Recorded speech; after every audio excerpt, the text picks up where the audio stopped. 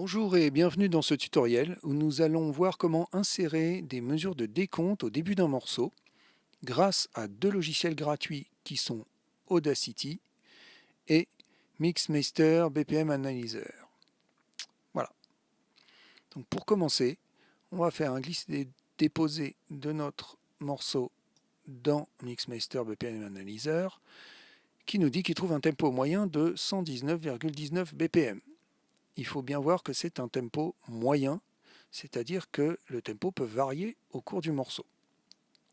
Ensuite, on va importer notre morceau dans Audacity par un glisser-déposer.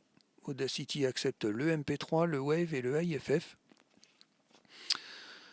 Donc on voit qu'une piste stéréo s'est créée automatiquement. Et maintenant, on va créer une piste mono pour notre métronome. On va dans le menu Piste, Ajouter Nouvelle, et on va sélectionner Mono, piste mono. On voit notre piste apparaître. Ensuite, on va générer un métronome. Donc dans le menu Générer, on va sélectionner Piste de rythme, et là on a une fenêtre qui apparaît. On va mettre notre tempo, 119,19 pour être très précis. On voit qu'on a le choix de la métrique. Donc là, j'ai vérifié qu'on avait un morceau à 4 temps, donc je vais laisser 4. Et on peut décider du nombre de mesures qu'on veut. Donc pour l'instant, je prends 4. Et je valide. On peut voir d'autres options concernant le son du métronome. Alors je valide. Et je vois apparaître le métronome sur la piste inférieure. On va agrandir ça en faisant commande 1 sur Mac. Voilà. Et on voit que les fichiers sont évidemment pas du tout synchronisés. Donc pour les faire coïncider, on va utiliser l'outil de la flèche bidirectionnelle horizontale qu'on trouve ici.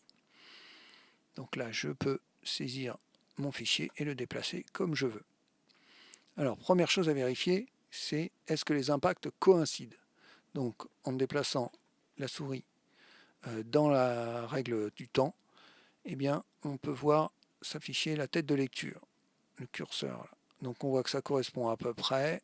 Là, le son est un peu en retard par rapport au métronome. Donc en vrai, le clic est trop rapide par rapport à ce début de morceau. Donc ce qu'on va faire, c'est qu'on va recommencer l'opération. Donc j'appuie sur Sélection pour sélectionner mon fichier. J'appuie sur mon clavier le backspace, l'effacement, ou supprimer, et on recommence. Menu généré, piste de rythme, et ici je vais mettre du coup 118. Valide. Et on voit à nouveau le métronome s'afficher. On agrandit, commande 1. Alors, on va redéplacer ce fichier-là et on va vérifier un peu la coïncidence des impacts avec notre tête de lecture. Là, c'est pas mal. Alors ici, on voit un pic un peu plus grand. C'est le premier temps de notre mesure à 4 temps. On voit ensuite les 3 qui sont un peu plus petits. Ici, j'ai vérifié que notre morceau, en réalité, il commence en anacrose, c'est-à-dire que ceci est un troisième temps. Le premier temps, il est ici. Donc c'est ce temps-là que je dois faire coïncider avec un impact fort du métronome, ici. Voilà. Comme ceci. Voilà. On va essayer d'ajuster ça le plus finement possible. Bon, c'est pas mal. On va écouter ce que ça donne. On se met au début du morceau et on appuie sur Play.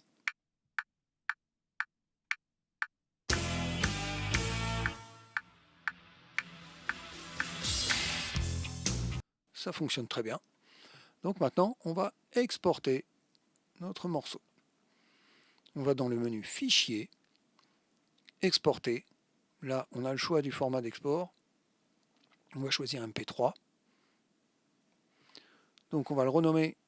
Moi, j'aime bien mettre CK à la fin. Comme ça, je sais qu'il y a un clic dans le morceau, un clic de départ. Et je sélectionne enregistrer. OK.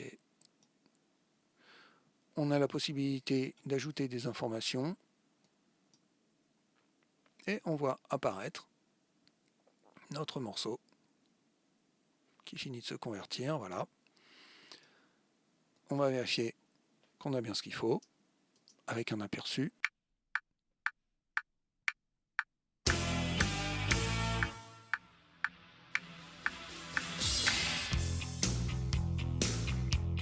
Ça fonctionne très bien. Bon, si vous aviez envie d'avoir un petit peu moins de métronome, par exemple, vous trouvez qu'il n'est pas utile dans cette zone-là, eh bien, vous allez sélectionner l'outil en forme de i, là. Vous allez prendre tout ce qui ne vous intéresse pas.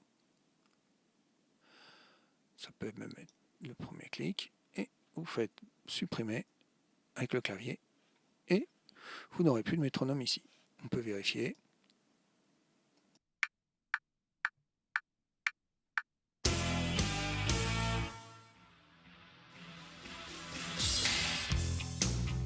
Effectivement, il n'est pas super utile partout, seulement au début. Voilà, j'espère que ce tutoriel vous a plu. N'hésitez pas à le partager. À bientôt.